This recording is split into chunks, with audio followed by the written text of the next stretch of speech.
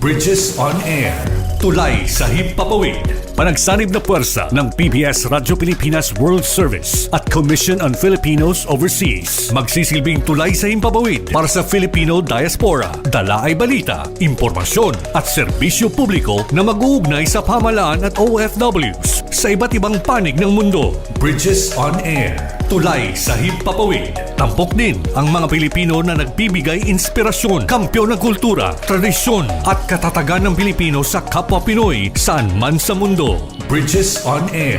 Tulay sa himpapawid. Dito sa Radyo Pilipinas World Service.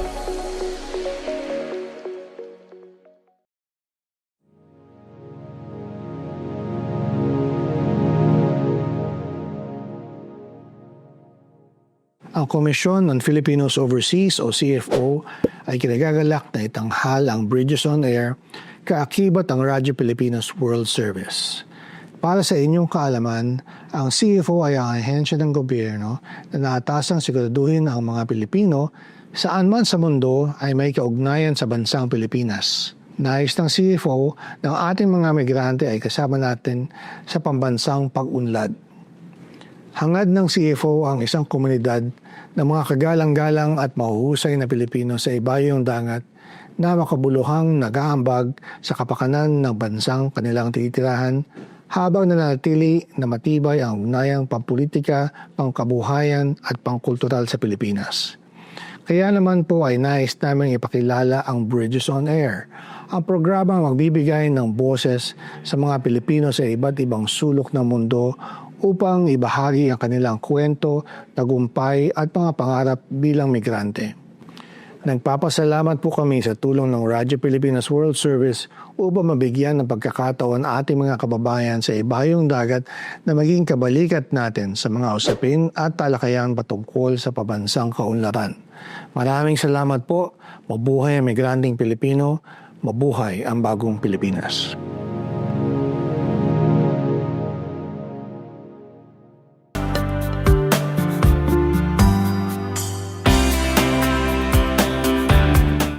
Magandang araw sa ating mga tagapakinig at taga-subaybay ng ating himpilang Radyo Pilipinas World Service.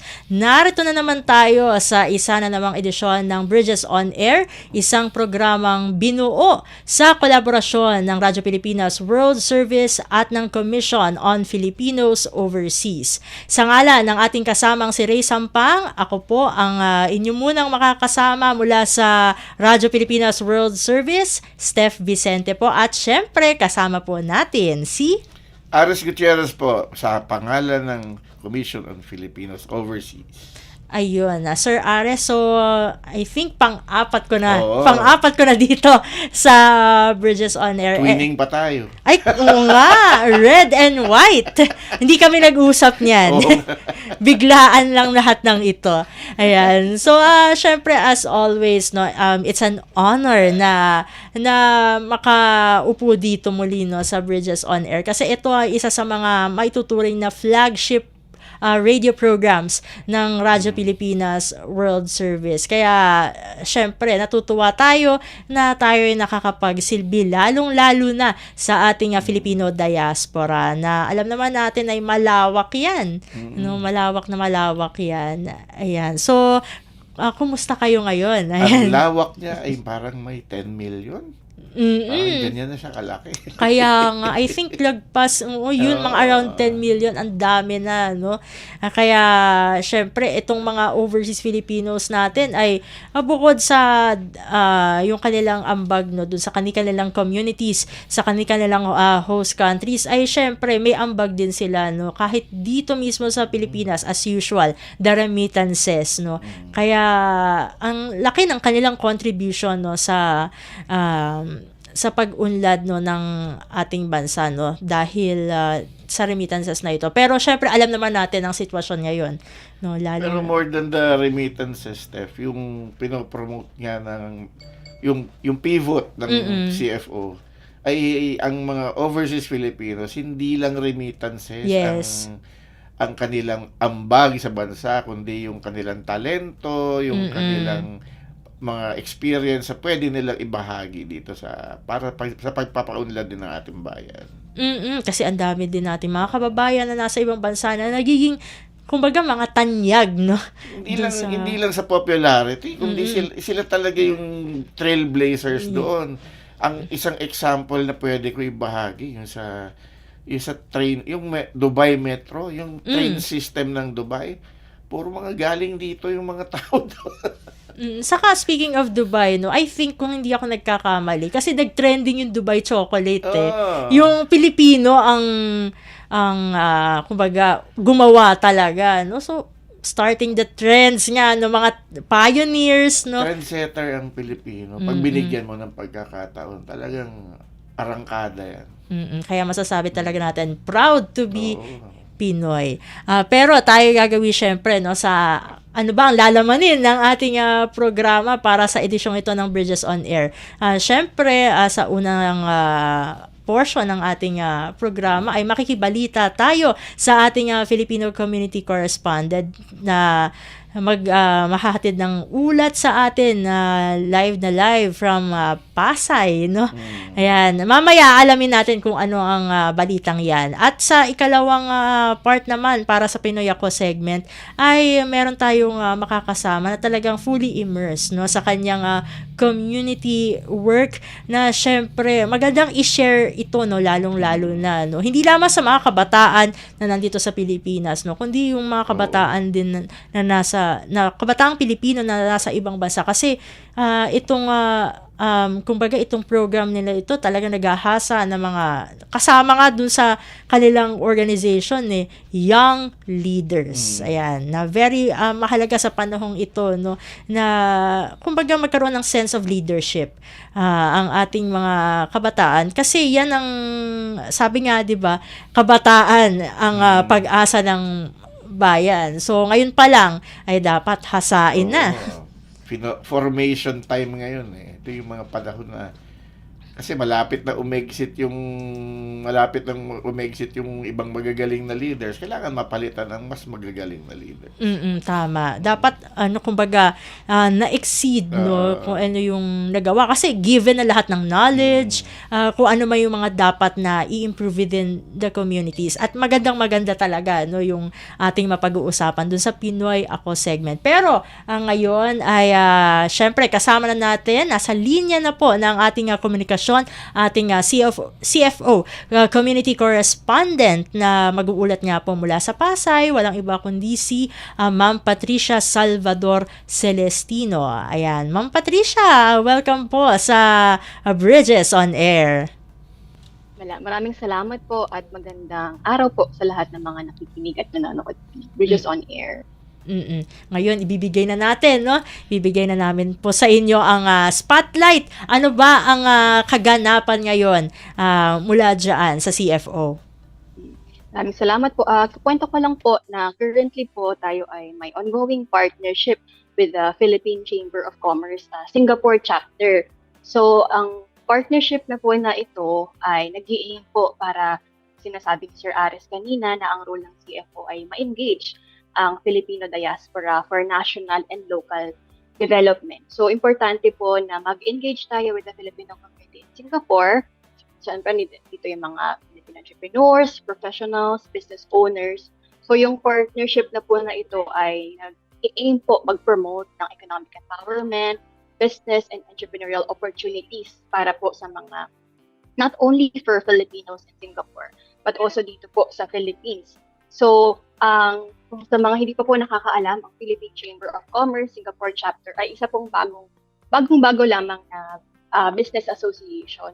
Noong 2022 lang po ito na-establish and ang current president po nito is Ms. Margarita Locsin Chan. So, ang PhilCham SG po ay isang actually volunteer organization po ito, so wala pong bayad ang mga officers and members po na ito nila. So, ang organization nila ay nagde-dedicate para mapatibay pa ang business, investment, trade, finance, and yung kumbaga industry relationship between the Philippines and Singapore. So baka po nagtataka kayo kasi sa Singapore, karamihan po, di ba, OFWs. Pero magugulat po kayo dahil sobrang dami po ng mga Filipino permanent residents sa bansa na sa Singapore, and meron din po tayong mga um, Filipino na naturalized na po. So Singaporean na po sila, pero sa totoo lamang po, ito pong ating mga permanent residents, dual citizens, even mga na-naturalized na sa kanilang mga host countries, sila po talaga yung gustong mag-reconnect, mag-engage, mag-invest, and makatulong po sa Philippines. So we're really, so po, pinapahalagahan po natin yung connection na yun. That's why we have this partnership with PhilChamp SG. Ayun po. So bago pa lang po yung organization, so more on ano po tayo, mga mag-create pa lang po tayo ng mga programs, services, or initiatives where we can partner on. But hopefully, moving forward in the partnership, ang ini-aim po talaga natin with PhilChamp SG ay, of course, mag-provide ng mentorship opportunities para sa mga Filipino entrepreneurs dito sa Philippines, and i-pair sila kumbaga po doon sa mga successful business owners and Filipino entrepreneurs based in Singapore. Kasama na rin po dito yung pagsuporta ng mga aspiring MSEs dito sa Philippines. And another important thing, syempre po marami pong mga returning overseas Filipinos na nagpo-for good na sa Philippines na they want to invest, they want to start a business in the Philippines, but they don't know how. So that's one area that we're looking at po with our partnership with PhilChamp SG. Other than those po, we aim to have organized like business forums, mga capacity building activities, Finlit seminars, webinars, and basically events, activities, initiatives po na magpo-promote po ng entrepreneurship and business opportunities. Kasama na rin po yung cultural exchange between overseas Filipinos in Singapore and other countries as well. Ayun po.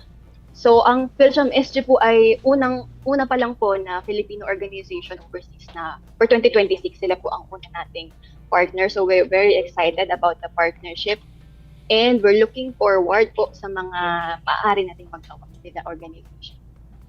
So kailan daw balak i-formalize yung partnership? Actually po, si our Secretary Clink Ang, ini-invite niya po ang PhilChamp SG to come sa ating anniversary po sa June 2026. So we invite PhilChamp SG to come here in the Philippines to have the partnership formally signed. But of course, sa CFO naman po, ang ating mga MOUs po are just formal papers. Even without the papers, we can already start po the activities and initiatives in line po with the partnership. So sa ngayon po, handang-handa na po tayo na mag-collaborate, mag-brainstorm po sa PhilChamp SG o naman po mga activities ang pwede natin. Siguro ito na lang yung sa akin, kasi itong pinag-uusapan natin ay partnership with the Philippine Chamber of Commerce in Singapore, and of course meron nga tayong mga permanent residents na Pilipino diyan sa Singapore. Itong mga permanent residents na ito, kumbaga meron bang kumbaga a certain portion ng population nila ay mga business owners na talaga na nasa pangangalaga nitong PhilChamp SG? Yes, tama po kayo dyan. Actually, since bago lang organization, talagang pinapromote po nila. Currently po, nasa 137, almost 140 na yung members ng PhilChamp SG. And most of the members are not just Filipinos, pero dual mga PRs na po and Singaporeans na nagmamayari ng business, mga even schools po, may mga Filipino na may-ari ng mga schools sa Singapore. Pero yung organization po, it's not only limited to Filipinos. Nag-a-accept po sila ng other members kasi di pa po sa Singapore sobrang dami ring mga nagtatrabaho at naninirahan doon. So open po sila even for Singaporean members. They have members like Indian.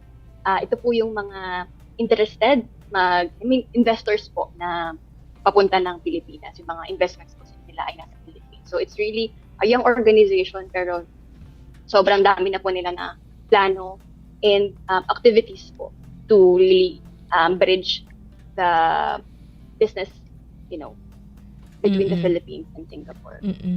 That's good to know na very inclusive pala, no?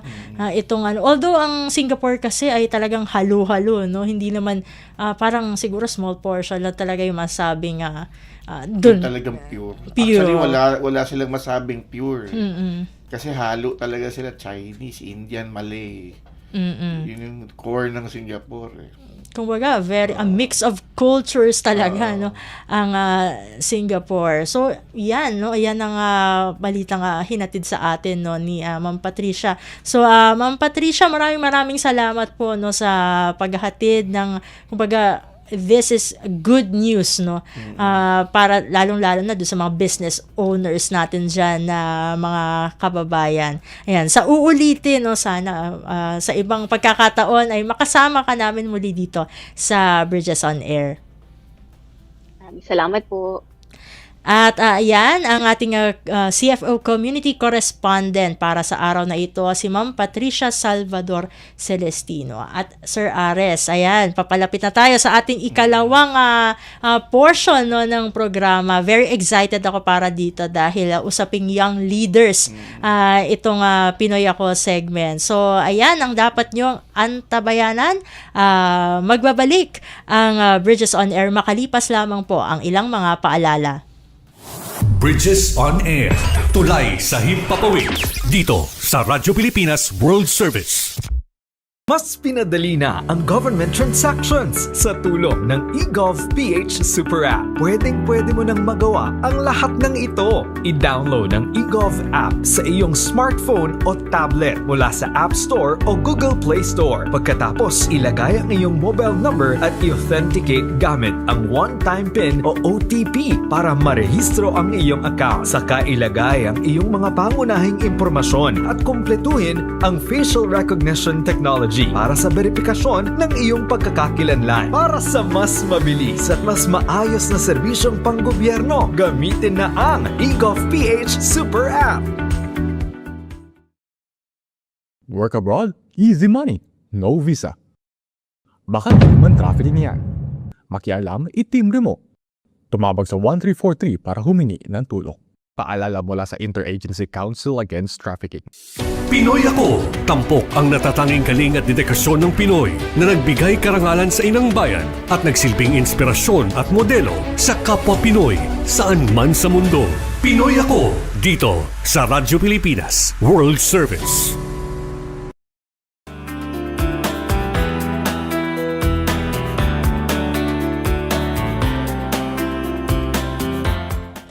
At tayo nagbabalik na sa ating programang Bridges on Air. At narito na naman tayo para sa isang kumbaga sa ating segmentong Pinoy Ako, kung saan ating kinikilala, no, ang mga overseas Filipinos na kumbaga nakilala sa iba't ibang larangan. Pero bago yon, pakilala tayo mula ulit, Sir Ares. Ayan, sa ngalan po ng ating kasamang si Ray Sampang, ako pong muli ang inyong kasamang si Steph Vicente para sa side po ng Radyo Pilipinas World Service. At kasama po natin si Ares Gutierrez po sa side naman po ng Commission on Filipinos Overseas. Ayun. So, tulad ng ating nabanggit, no, kanina bago tayo magkaroon ng gap dito sa ating programang Bridges on Air, ay yun nga po, no, ating pagtutuunan ng pansin ang tinatawag po na Filipino Young Leaders Program. At kasama na po natin, no, via Zoom ang ating guest para sa Pinoy Ako segment. Walang iba kundi ang presidente mismo ng Filipino Young Leaders Program o PhilPro. Walang iba kundi si Ma'am Genevieve V. Hopanda. Ma'am Genevieve, welcome po sa Bridges on Air. Thank you for having me.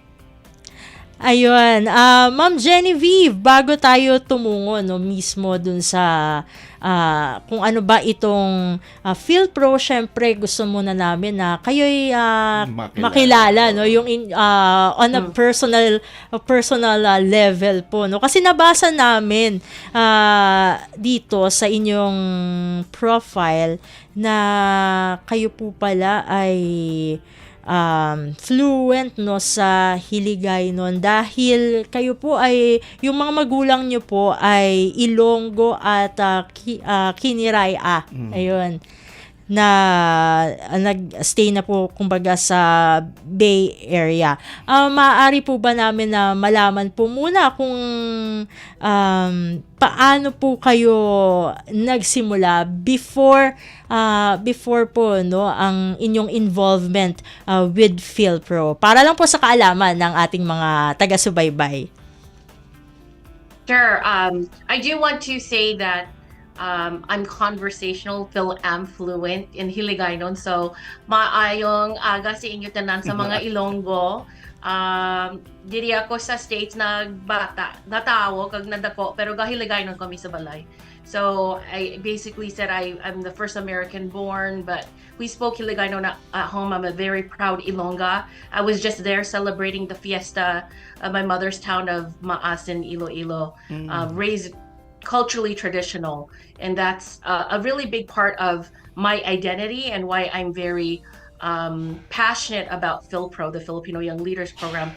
But prior to that, being born and raised in the Bay Area with a large Filipino population, I was always volunteering through, whether it's the church or alumni association, the village that helped raise my family and make them comfortable, because my father was the first to immigrate to the States with his college classmates. He left my two older brothers and my mother behind, and that was our family. And so community giving and advocacy has always been in my blood. And throughout my career as in operations, whether that's through corporate, nonprofit, and business organizations, I always felt the longing to volunteer. And so, I served in politics for 10 years. I was an executive and chief of staff for 7 of those years through the California State Assembly, the Board of Equalization, and the last 4 years was as chief of staff to the California State Treasury, where I oversaw the whole agency, 450 staff, and an investment portfolio of $280 billion of the 4th largest economy of the world. And the role of the Treasury is we serve as the agent of sale and investment banker on behalf of California, funding its large infrastructure.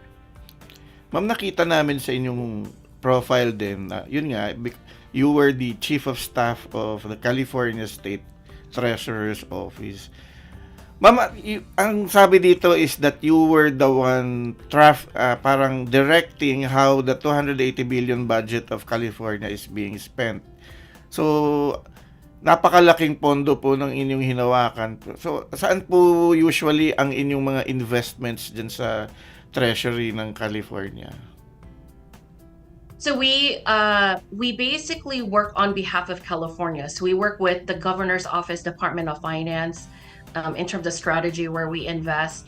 We have an investment desk similar to Wall Street, where every morning, whatever extra money that we have, they'll put it in, depending on the market, right, into stocks, into bonds, or interest-bearing accounts.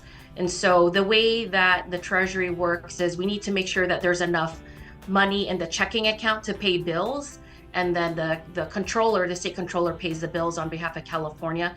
Any other extra money, then we serve as the investment banker for California. And it depends again on the market each day. It's very interesting. So I've been there in the morning, 7 o'clock, where we have about 8 to 10 investment bankers on our team that will call different organizations and banks and corporations to purchase bonds. To purchase commercial paper like stocks or bonds, or even sell, right? Because depending on, we don't want to lose money, so we need to make sure that, again, that it's well balanced. It's very tricky, and so I'm very lucky to have worked with very senior and long-time state service staff in public finance. Ma'am, it says here that you are also the executive director of the San Francisco HEPA Be Free campaign.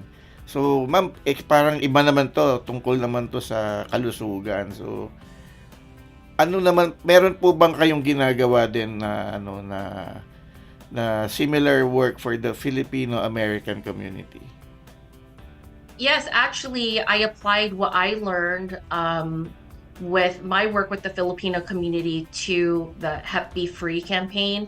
It basically was a nonprofit where we were funded by multiple funding sources, including a large grant from the CDC, the federal CDC program. And with my work in the community, I basically use the same approach in terms of disaggregating the API community. So rather than approaching it as a blanket, I work specifically with the Burmese community, Chinese community, Indonesian, Filipino, and help understand their relationship to Hep B and how much they are aware of it. The Chinese community, they actually discriminate against folks with Hep B. People could lose their jobs or not get into school. The Burmese community would rather not talk about illness, similar to Filipinos. They want to avoid going to the doctor. The Hmong community, they think that they have a finite amount of blood, so they don't want to do blood draws or do screenings. And so helping understand that could understand how to overcome those barriers and working with people that they trust. So I started a program called Faith and Food, where I worked with their shamans or pastors and deacons. So for instance, in the Filipino community, I became very close to the deacon that oversaw a large amount of Catholic churches, and through his voice would influence the Filipino community to get their screenings and their free screenings. And so after church, I would be there with my team, loaded with lechon and free food, of course, because Filipinos like free food and free tchotchkes.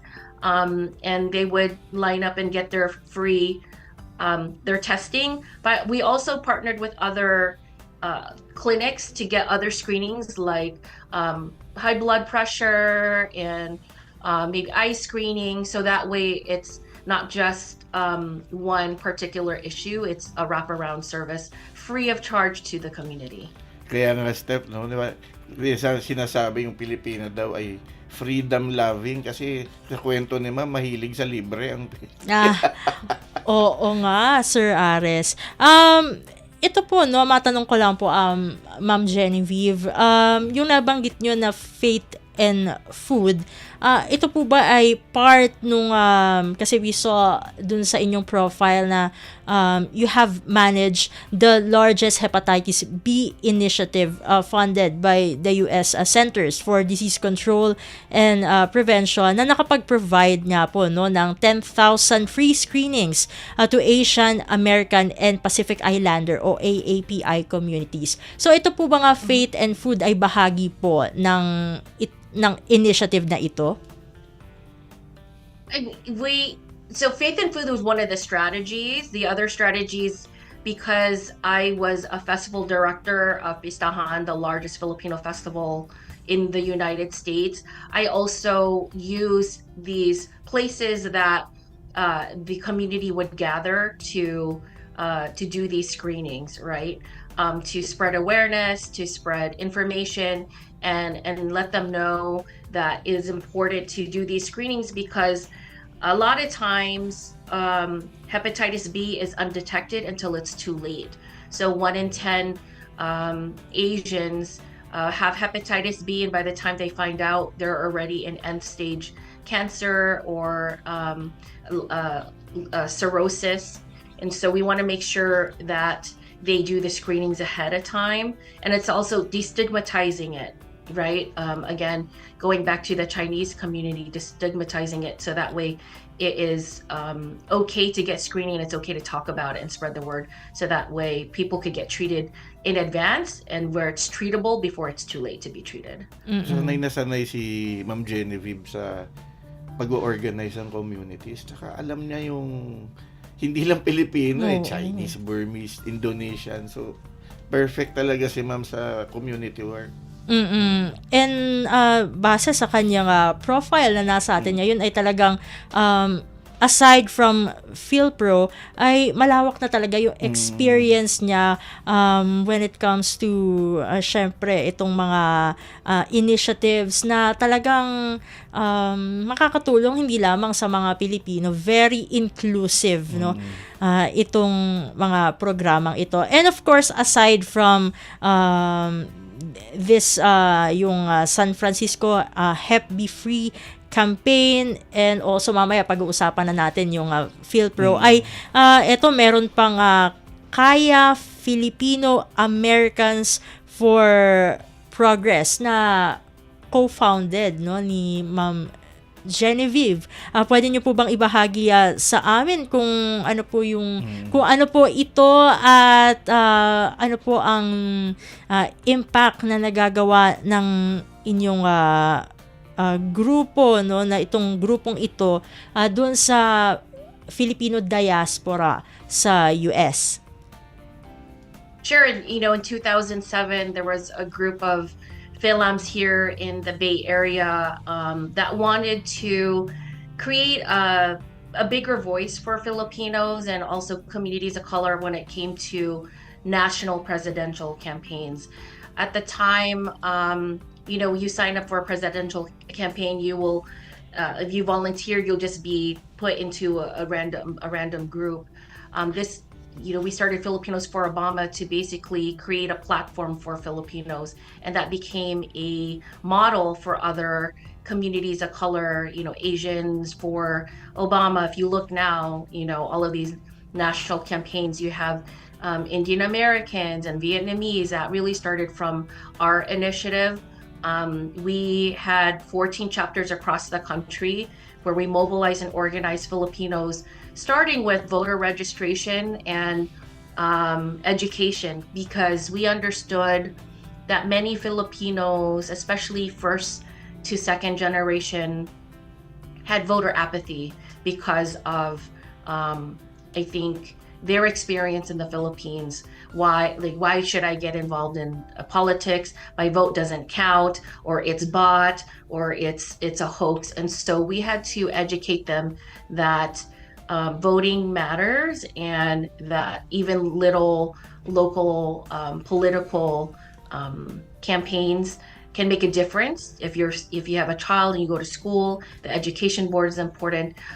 So through that, we really created a name for ourselves and became a go-to organization for national organizing, to a point where now, you know, actually the most recent national presidential campaign for Harris Walz, we have been recognized through the Democratic National Committee as an official affiliate of the organization, and we are now 14 Asian and AANHPI affinity groups where there were none back in 2007. So we help mentor and teach strategy to other Asian communities on what we started doing.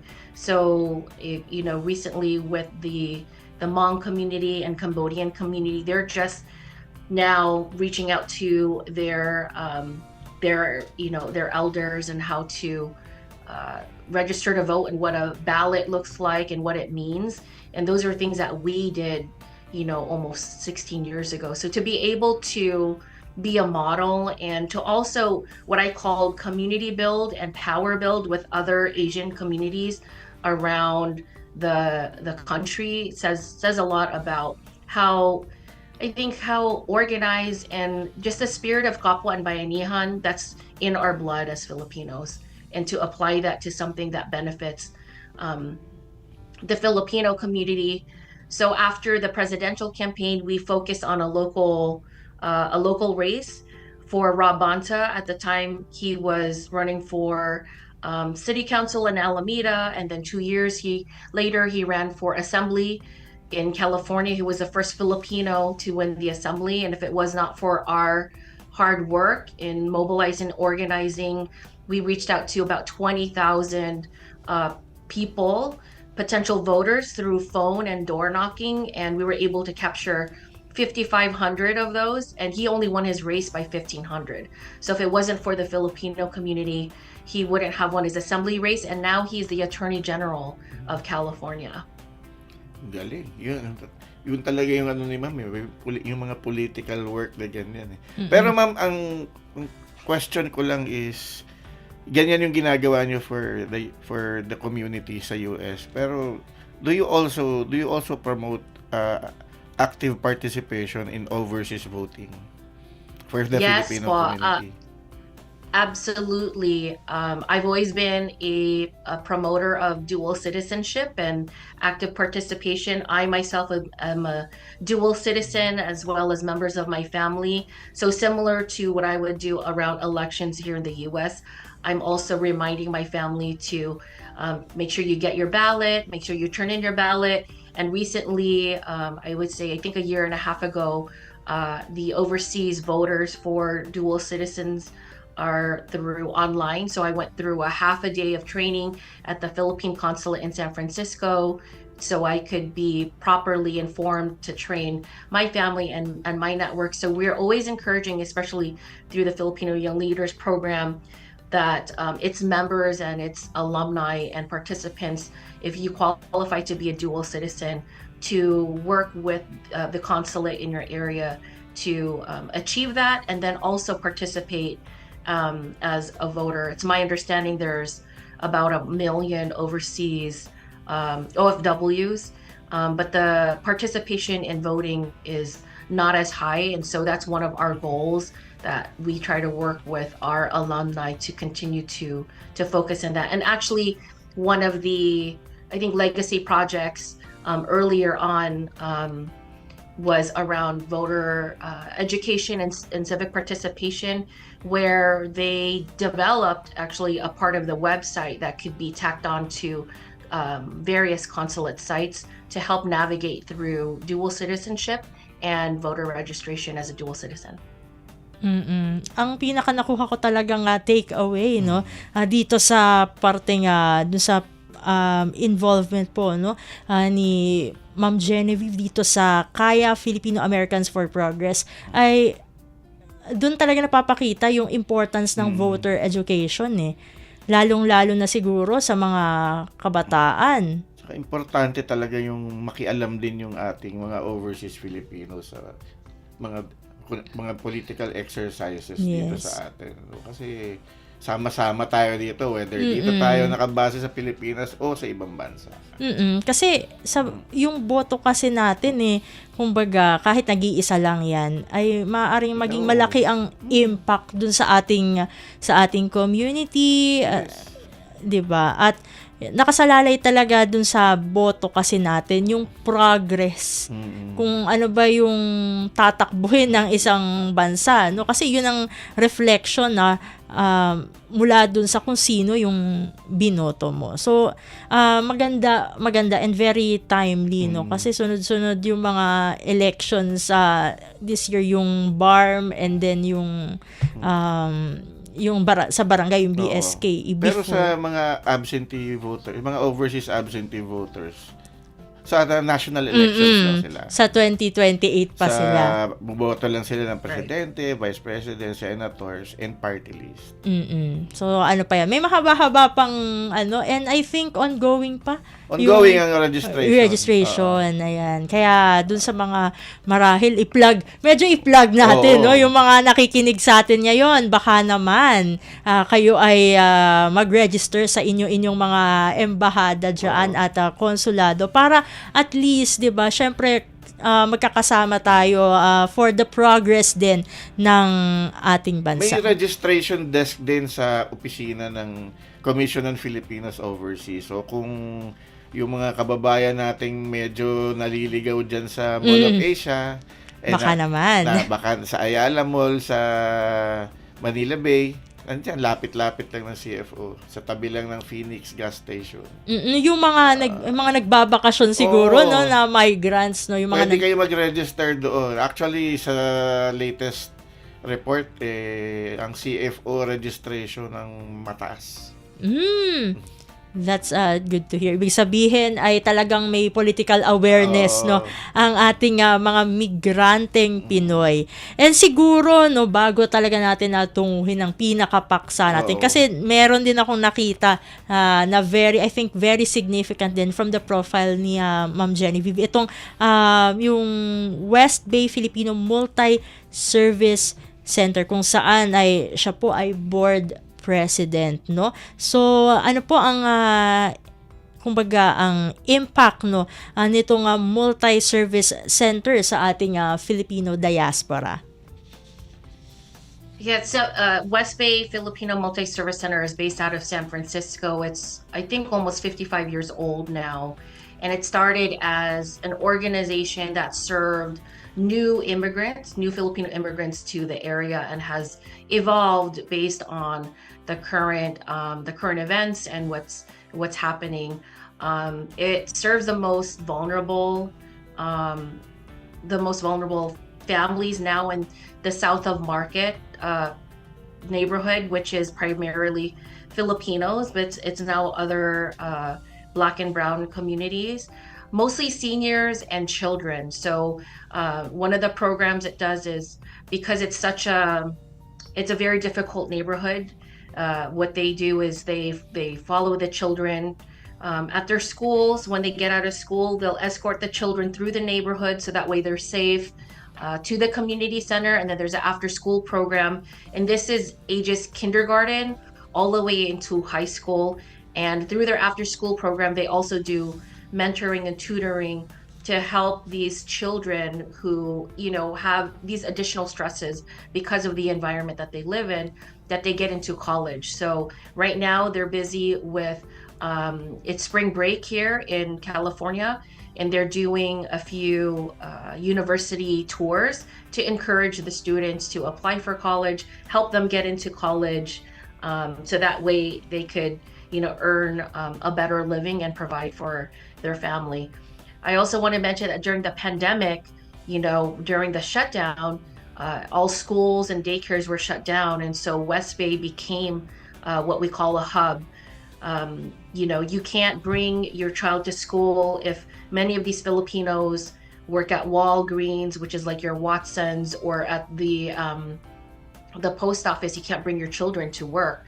And so West Bay became the hub, and allowed these children to stay there, and with programming during the summer and after school until the parents pick them up after work. And so the city recognized how the organization was able to pivot very fastly, and because of that have helped West Bay in raising some of its money for its capital campaign, which we raised almost upwards of $11 million to buy its own building, so that way it has its own permanent home. Ang galing. Ang galing ng ginagawa nila, ma'am. Kasi may nakita akong similar na effort, no? Pero sa ibang bansa naman na yung mga elderly naman yung gumagabay sa mga bata, no? Mentoring, yung paghahatid sa eskwelahan. Parang ganun din yung ginagawa yata ng grupo ni ma'am. Ayan, so talagang na parang nalibot na natin, no, yung vast experience ni Ma'am Genevieve when it comes to community work. Pero eto talaga, no, ang gusto nating pagtuunan ng pansin, ang tinatawag na Filipino Young Leaders Program. So, bago yung yung mga programs na gusto nating ibahagi, no, dito sa Bridges on Air, syempre, para doon sa mga hindi nakakaalam, yung mga nanonood sa atin na very curious kung ano ba tong PhilPro, no, at ano ang significance nito, ay Ma'am Genevieve, ano nga ba ang PhilPro? PhilPro was established under Ambassador Quisha in 2012 when he was ambassador to the Philippines in Washington, D.C., in partnership with DFA and Ayala Foundation. At the time, he saw many young Philam leaders or emerging leaders being very active in the community. As I've been able to share my background. So people who were like-minded like that, and they wanted to harness and capture that energy and see how they can use that to benefit the Philippines. And so what the Filipino Young Leaders Program does is it seeks out Filipino Americans across the U.S. Who can promote socioeconomic progress in the Philippines and the diaspora. And part of that selection process is a legacy project. And so your legacy project has to show innovation, the ability to execute it, but be able to elevate the Filipino community. Again, whether that's in the diaspora or in the Philippines. And over 10 years, we realized that we can become our own nonprofit. So we are now independent, although we still partner and have an MOU with our partners at DFA and Ayala. And then through our evolution as we grow up as a nonprofit, we saw, Canada has 1 million Filipinos there. Why not expand? And so when Ambassador JV was at the Office of American Affairs, we started talking about this before he was deployed to his post, and we recently signed that MOU to expand our immersion program to candidates of Filipino, Canadians. And basically the immersion program is a 1-week fully paid trip to the Philippines where you discover culture, heritage, government day, a community day, and also economics. So that way, the candidates and immersion delegates have a stronger, closer tie to their heritage and a better understanding of their identity. Recently, in the last 3 years, we have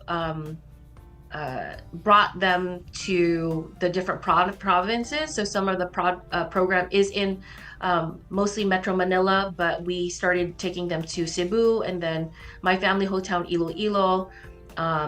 This year we'll be, exploring another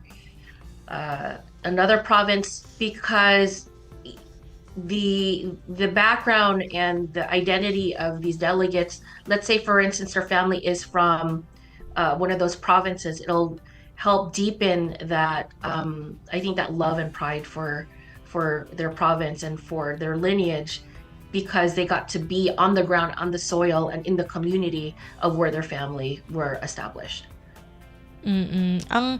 Ang naalala ko talaga, no, kasi nabanggit ni Ma'am Genevieve yung immersion program, at merong programa ang CFO na immersion program din para sa mga kabataan na Filipino migrants or mga parte ng Filipino diaspora. So since kabahagi natin ng CFO sa programang Bridges on Air, so gaano po magiging significant po ang PhilPro, of course sa partnership with the Commission on Filipinos Overseas?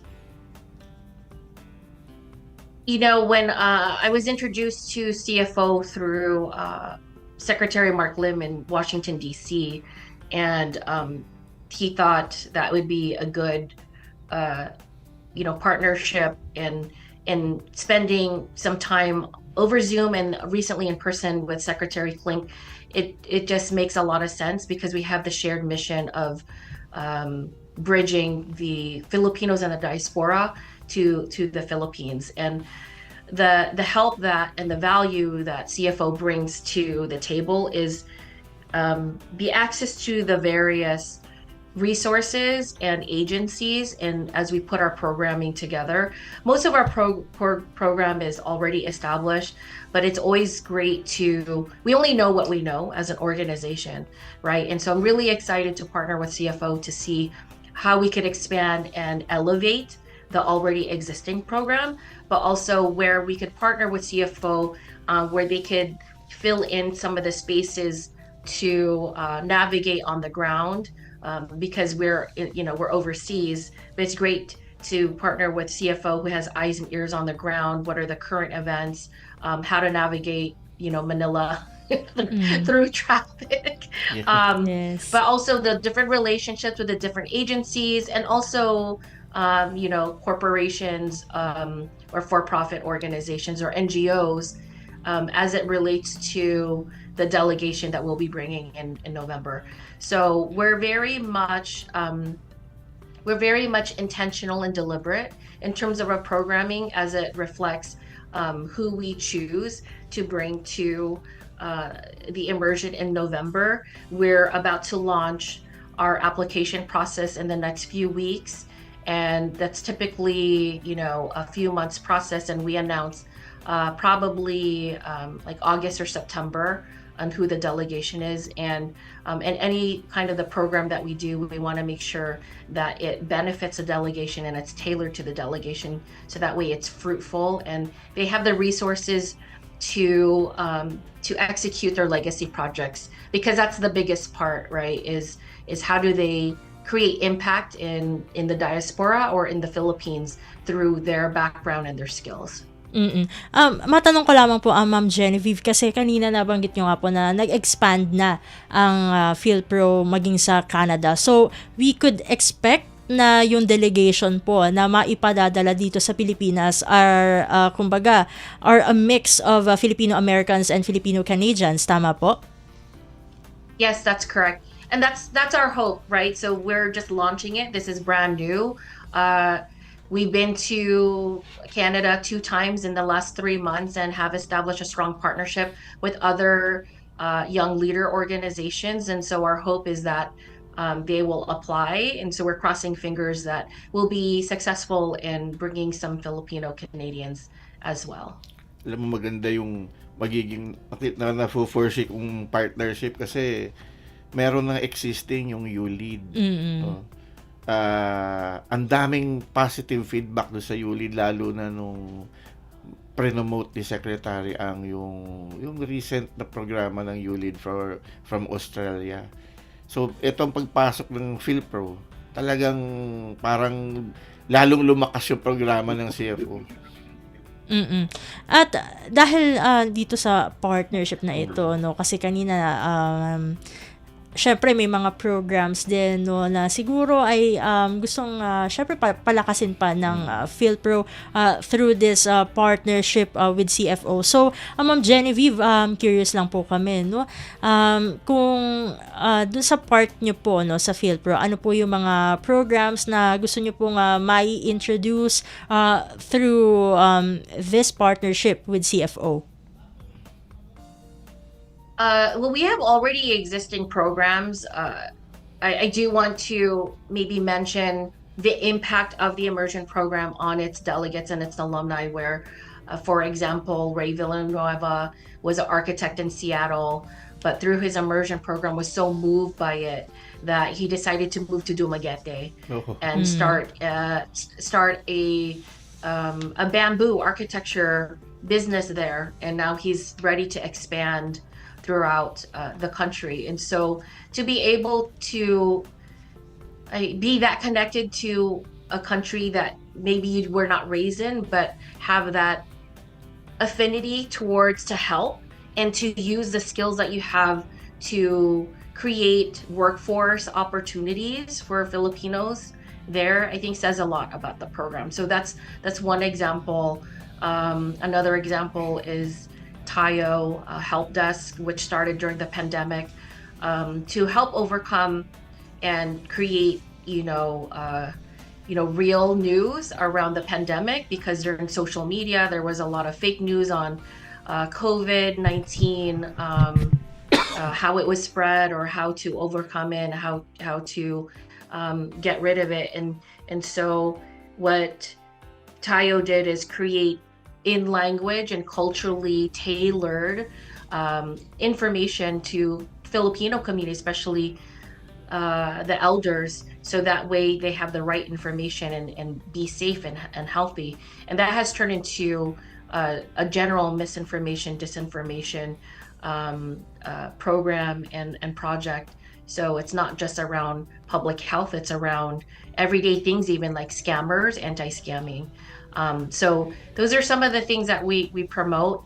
What I look forward to in our partnership with CFO is the new programs through the new delegation that will be coming, and maybe some of the current alumni who are looking for other resources and partners through CFO's Rolodex, right, and relationships and partnerships to, again, create and build the tool belt for our alumni to be able to execute their legacy projects and create global impact for Filipinos.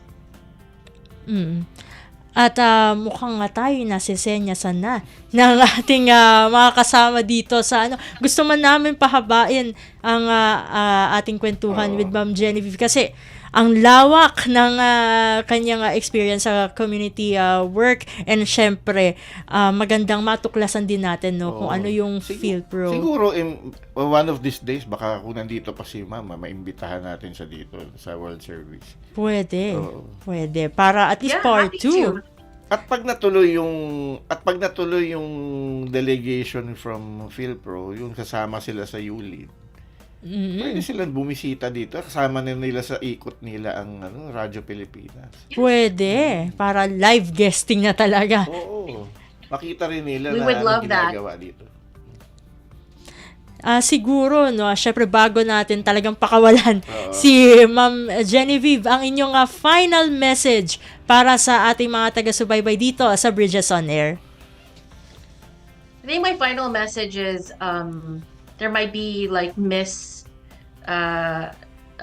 misinformation or maybe like a misnomer that Filipino Americans or Filipinos in the diaspora, once they leave the Philippines or if they're born elsewhere, that they don't look back. PhilPro and myself, we really believe that you could move forward by looking back and understanding where you came from. Really helps catapult you as an individual, but also for the community. And so I just want people who are listening that we have such passion for the Filipinos wherever you are, however you grew up, but definitely want to elevate the image of the Filipinos. You know, there's a lot of pride, especially right now. The Filipinos are having a moment around the world in terms of creatives and politics. And so it's great to know that we're leading and not just following. And so just know that we're very prideful, even though some of us have not been born in the Philippines, but our heart is with the Philippines and with the Filipino. With that, maraming salamat po Ma'am Genevieve sa pagsama niyo po dito sa programang Bridges on Air. Sabi nga natin kanina, hopefully may part 2 at sa part 2 na yon ay kasama na namin kayo live dito sa Radyo Pilipinas World Service. God bless po sa inyo at sa lahat ng bumubuo ng PhilPro. Thank you. Madamag na salamat sa inyo tanan. Damag salamat, gid ma'am. Ayun.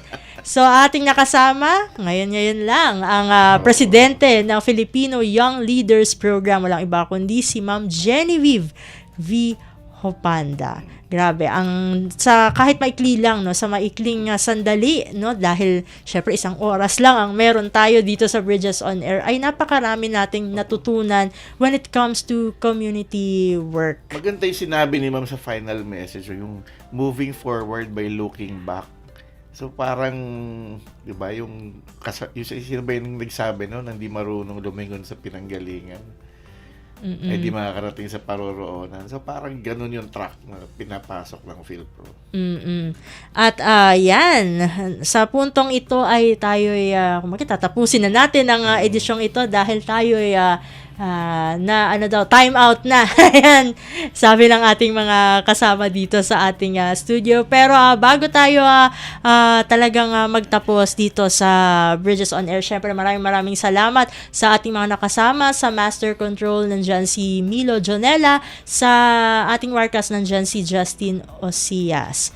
At syempre, maraming salamat sa ating CFO Community Correspondent na naghatid sa atin kanina ng balita, si Ma'am Patricia Salvador Celestino. Ayan, maraming salamat po. At syempre dun sa ating guest sa Pinoy Ako segment, kay Ma'am Genevieve V. Hopanda. So, sa ngalan ng ating kasamang si Ray Sampang, ako pong muli ang inyong lingkod, Steph Vicente ng Radyo Pilipinas World Service, kasama si Aris Gutierrez po sa ngalan ng Commission on Filipinos Overseas. at ito ang Bridges on Air. Bridges on Air. Tulay sa himpapawid.